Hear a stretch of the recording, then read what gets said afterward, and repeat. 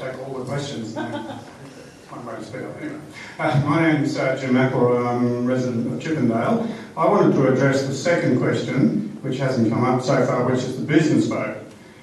And I just want to say that I find it absolutely outrageous that we have such a thing as a business vote in this day and age in a modern democratic society. Australia was a leader in the struggle for democratic rights. We had the Australian ballot. We were an early win for votes for women. And the entire process of the extension of the franchise was against the property franchise, where under medieval systems, all voting was based on property franchise. We tried to cut that back over the years. Jim, can I ask you to come to a question, please? My question is this. How would all the candidates address the question of how can it be justified that a business vote exists at all, considering that the people who have the business vote have another vote where they live?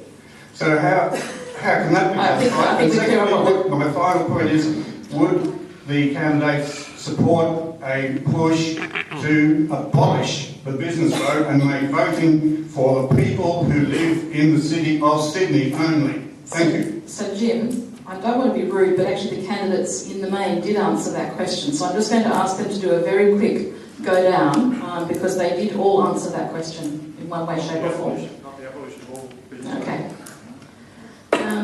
Lord Mayor. The logic to what you're saying is that business should be able to vote at federal elections because business people actually have interests in federal issues, and they should be able to vote.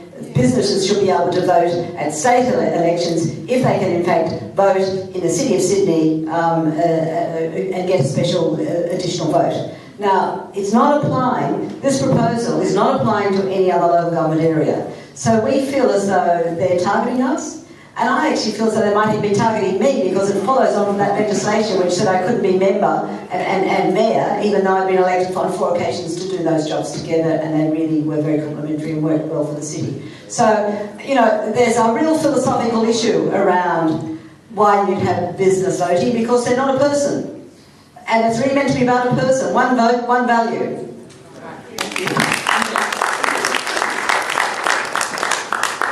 I am a person. I'm a small business owner. I contribute to this community in many ways. I'm also a resident, but for 30 years I've been a small business owner. I wouldn't support the abolition of it because there are 80% of businesses in the city are small business owners. We are truly connected with our local environment. We employ people that live here. We serve people that live here. We know your kids' names. We're important to the community, both living here and working here. And every small business owner knows that when you spend 100 hours a week in your business, you virtually do live there. Well, why don't you just switch your vote? Why don't you switch your vote from where you live to the city? Why don't you just choose one or the other, not both? But it is one vote per person, regardless of the sound and the structure of it. It's one vote per person. It's as democratic as it gets. If you don't live in the city... I don't get 2 votes, Andrew. I don't get 2 votes. Not you personally, but if I own a business in the city, I get to vote in my own electorate where I live, say it was Randwick, and in the city, and that's 2. Yes, that's 2 separate votes in 2 separate elections because you're a ratepayer. Well, you contribute into both communities, Clover. Okay. You live somewhere, you contribute to that community, and you work somewhere, and you contribute to that community. So I work in Randwick. Can I vote in Randwick? I can't. Why are you yelling at me? We asked a question and I've answered it. Why are you yelling at me? This is part of democracy. Because I can't vote in Randwick. Why? Do you live there? No, I work there. Do you have a business there? I work there. Why can't I vote there? Great. Then I would support you having a say everywhere you live and work. That's what I would support. One where you work and one where you live. Is that right? Well, that's fairer than what they're doing Yeah, now. exactly. Labour believes fundamentally that democracy should be about representing people, not property. I think there's...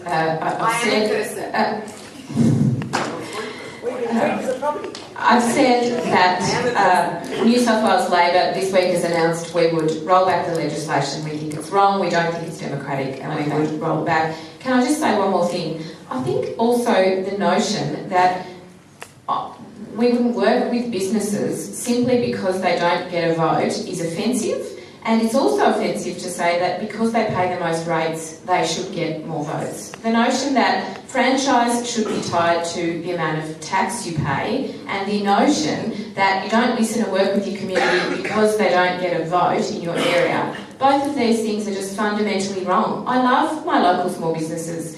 Just whether or not they get a vote, I'm still going to work with them. It's offensive to say that these things are true. Thank you. I'll just repeat what I said in my introduction, that this legislation has not introduced business voting. There was business votes before this legislation was introduced. The City of Sydney is not Wincarriby Shire Council. It's Australia's only global city. It contributes 25% of the state's GDP. It is not the only city in Australia that has business voting. Melbourne does as well. So, well, I do care about other places. I don't just care about the people here. I care about the city and the people that visit and the people that invest here and their businesses here. And so I do support people like Angela who have a cafe, who should have a right to vote, and a hairdresser or whatever other small business in this city. So, thank you, Adrian. Broom's policy on this is very simple. One vote, one value, based on residency. The AEC registers each of us as a vote. That should be the only vote that we get. Now, that's our policy. So that's the end of it. I think, Lindsay, I'm going to cut you off there because we've still got a couple of people who want to ask questions, and I am going to cut this short.